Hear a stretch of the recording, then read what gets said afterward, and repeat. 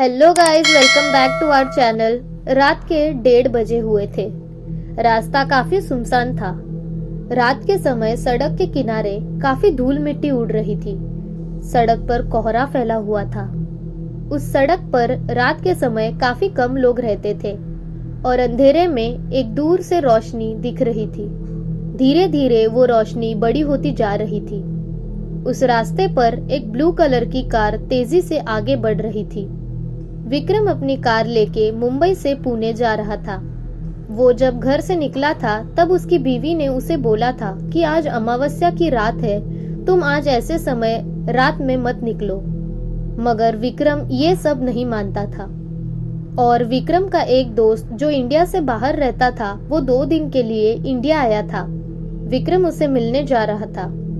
वो usually Mumbai Pune express way से जाता था, पर टोल बचाने के चक्कर में वो मुंबई पुणे ओल्ड हाईवे से आज निकला था। और इस रास्ते के बारे में विक्रम ने कई अच्छी बुरी कहानियां सुनी थी। उसका ये सब से बिल्कुल विश्वास नहीं था। उसके हिसाब से ये सब गांव में रहने वाले लोगों ने फैलाई हुई अफवाहें हैं। रात के समय ये रास्ते से गाड़ी चलाते वक्त उसे थोड़ा तो डर लग रहा था, क्योंकि सड़क काफी सुनसान थी और उसकी गाड़ी के अलावा काफी देर से उसे और कोई गाड़ी नहीं दिख रही थी। कार की हेडलाइट की रोशनी जहां तक पहुंच रही थी, उसे रास्ता वहीं तक दिख रहा था।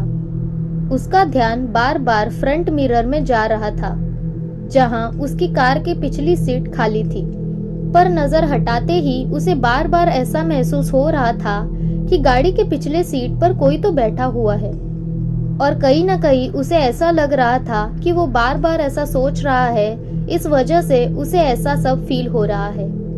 पर उसे अभी ऐसा लग रहा था कि टोल बचाने के चक्कर में ये रास्ते से आके उसने बहुत बड़ी गलती कर दी है। आगे एक टर्न आया और वो टर्न लेते वक्त विक्रम जब गियर चेंज करने लगा, तब उसे उसके हाथ पर किसी ने हाथ रखा ऐसा फील हुआ। वो टच काफी अजीब सा था। अचानक उसे ऐसा क्यों फील हुआ, वो उसे पता नहीं चला। उसने तुरंत मुड़ के भी देखा, पर वहां पर कोई नहीं था। उसने चलती गाड़ी रास्ते के बीचों बीच रुकाई। उस वक्त उसकी धड़कन भी काफी तेज हो गई थी। विक्रम ने कार के अंदर की लाइट चालू की और पूरे कार में देखा, पर उस वक्त कार में उसके अलावा कोई नहीं था। उसने अपने हाथ को देखा, तभी उसके हाथ पे नाखून से खरोचे हुए मार्क्स दिखे। उसने जब घड़ी में टाइम देखा तब 2:30 बजे हुए थे। वो काफी शॉक था, क्योंकि उसे घर से निकल के 2-3 घंटे हो चुके थे। उसे लगा उसकी घड़ी में कुछ प्रॉब्लम होगा, इसलिए उसने मोबाइल में भी टाइम देखा। उस वक्त वो काफी डर गया। विक्रम ने अपने दोस्त प्रकाश को कॉल किया और नसीब से कॉल लग भी गया। 2-3 रिंग बाद प्रकाश ने कॉल उठाया और विक्रम के कुछ बोलने के पहले ही प्रकाश ने विक्रम को पूछा, भाई तुम अब तक कहाँ हो? 3 घंटे हो चुके हैं। विक्रम ने प्रकाश से कहा, भाई मैं ये रास्ते से आने के लिए घर से 1:30 बजे निकला हूँ, लेकिन अब तक मेरी घड़ी और मोबाइल में 2:30 बजे हुए दिख रहे हैं। मुझे कुछ समझ में नहीं आ रहा है। तभी प्रकाश ने विक्रम को कहा, ऐसे कैसे होगा? और प्रकाश ने विक्रम से पूछा कि तू गाड़ी में अकेला ही है ना? मुझे किसी की बात करने की आवाज आ रही है। ऐसे लग रहा है कि कोई औरत बात कर रही है। तभी विक्रम ने उसे कहा, भाई तू ऐसा मत बोल, यहाँ मैं पहले से ही डरा हुआ हूँ। तभी उसने कहा, भाई सच में, रुक मैं तुझे वीडियो कॉल करता हूँ। वीडियो कॉल उठाते ही विक्रम ने पूरी गाड़ी प्रकाश को दिखाई और उसे कहा, भाई मैं पहले से ही डरा हुआ हूँ और तू ऐसी बात मत कर। पर देखते ही देखते प्रकाश के एक्सप्रेशन बदलने लगे, क्योंकि उस वक्त प्रकाश को साफ दिख रहा था कि कार में विक्रम अकेला नहीं है। प्रकाश को एक औरत बैठी हुई दिख रही थी और वो औरत बहुत अजीब दिख रही थी, मानो जैसे कोई कार एक्सीडेंट से निकली हो और वो नीचे मुड़कर बैठी हुई। प्रकाश विक्रम को इशारे से बताने लगा। विक्रम बार बार मुड़ के देख रहा था, पर उसे खाली सीट दिख रही थी।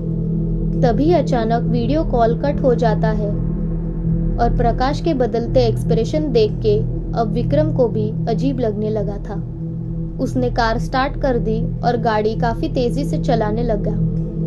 उस वक्त विक्रम के मन में काफी सवाल आ रहे थे कि प्रकाश इशारे से क्या दिखाने की कोशिश कर रहा था, और ये सब सोचते सोचते विक्रम का गला भी सूखने लग गया। इसलिए पानी पीने के लिए उसने जहां पानी का बोतल रखा था वहां हाथ घुमाया, पर उसे वहां पर बोतल नहीं मिली। उसकी रास्ते से 2-3 सेकंड ही नजर हटी होगी। अचानक रास्ते के बीचों बीच एक औरत नजर आई और विक्रम ने अचानक ब्रेक दबा दिया, मगर गाड़ी रुकने से पहले ही उसने वो औरत को उड़ा दिया।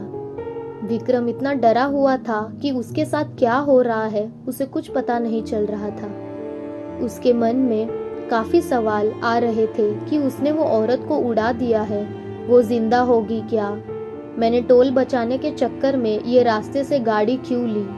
मेरी बीवी भी ये रास्ते से आने के लिए मना कर रही थी। उसने आखिर हिम्मत जुटाकर गाड़ी का दरवाजा खोल दिया और गाड़ी से उतर के पीछे मुड़कर देखा, पर उसे वहां पर कोई नजर नहीं आया। उसे लगा वो औरत अब भी कार के नीचे होगी।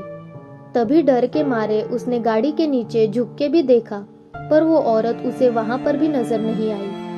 और जैसे ही वो खड़ा होकर गाड़ी की तरफ देखने लगा, उसे गाड़ी में वही सरफटी औरत दिखने लगी। वो उसे देखकर काफी डर गया। वो औरत अकेले में ही कुछ बड़बड़ा रही थी। डर के मारे विक्रम चीखने लगा, लेकिन जैसे उसकी आवाज निकल ही नहीं रही थी। वो जहां रास्ता मिले वहां पर भागने लगा। उस वक्त प्रकाश ने विक्रम को काफी कॉल करने की कोशिश की। जो उसने वीडियो कॉल में देखा था वो नॉर्मल नहीं था। विक्रम का वेट ना करते हुए बाइक लेकर प्रकाश उसे ढूंढने निकला। 18-20 किलोमीटर बाद उसे सड़क के किनारे विक्रम की गाड़ी पलटी हुई मिली। प्रकाश काफी डर गया था।